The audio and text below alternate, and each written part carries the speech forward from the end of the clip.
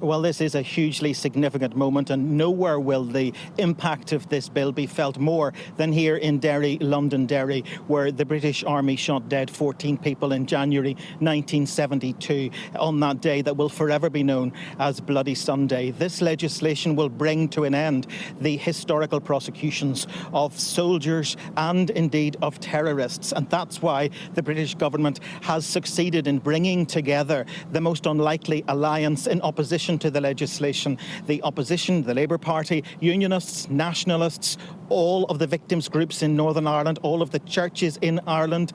They've united Washington, the UN, the EU, and most particularly the Irish government in expressing their regret about the legislation that has just been passed. In fact, I believe it will present the biggest challenge to Anglo-Irish relations in 52 years. The Irish government is actively considering taking London to the European Court of Human Rights over this bill, and if it does so, that will be the first time that has happened in 52 years. Quite extraordinary if London finds itself in that situation. This bill effectively allows people who are accused of murder during the Troubles to come forward and provide information instead, and if they provide information, they will be granted immunity from prosecution. Victims groups and all political parties here have opposed it because they say it only brings closure for perpetrators, because it is they who will get to choose effectively between truth and justice, but brings no closure for the victims. It's a very, very difficult day for the victims,